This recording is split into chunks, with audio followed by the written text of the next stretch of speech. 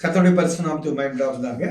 இந்த நாளில் அதிகாலையில் உங்களை சந்திப்பதில் பெருமகிழ்ச்சி அடைகிறேன்.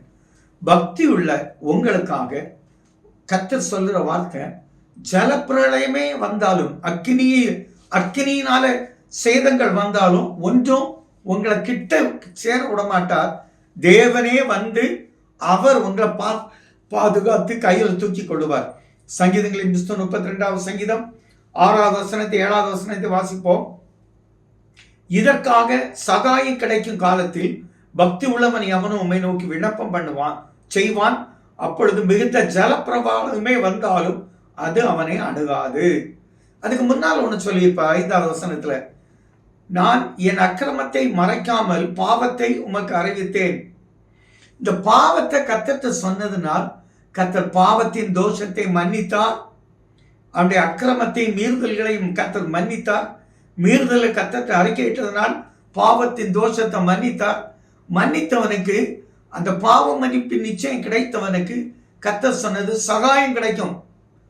பெரிய பெரிய சங்கீதம் 89:19 சொல்லியிருப்பார், தம்முடைய பக்தனுக்கு தரிசனமாகி சகாயம் செய்யத்தக்க சௌரியவானை உனக்கு கொடுத்து உனக்கு சகாயத்தை கட்டளையிடுவேன். உன் கையை நான் பிடிச்சிருப்பேன், என் கை உன் கூட இருக்கும், என் வலதுரம் உன்னை பிடிச்சிருக்கும், ஒன்றும் உன்னை சேதப்படுத்தாது. அதனால்தான் இங்க சொன்னார், ஜல பிரவாகமே வந்தாலும் ஒன்றும் உங்களை சேதப்படுத்தாது.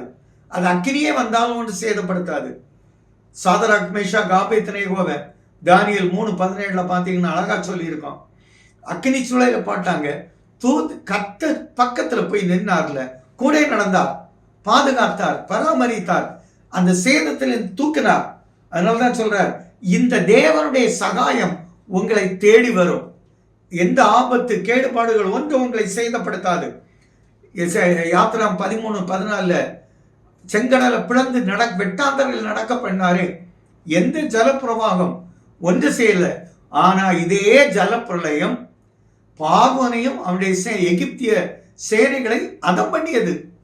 நான் சொல்றேன், கர்த்தர் இன்று நமக்கு பக்கபலமா இருந்து கரங்கள்ல தூக்கி உயர்ந்த ஸ்தானத்துல கொண்டு வைத்து அவர் ஆசீர்வதிக்கிற கர்த்தர். எங்கள் நல்ல தகப்பனே, எந்த சேதம் ஒன்று எங்களை சேதப்படுத்தாதபடி கர்த்தர் எங்களை ஆசீர்வதித்து நன்மை நல்ல பிதாவே. ஆமென்.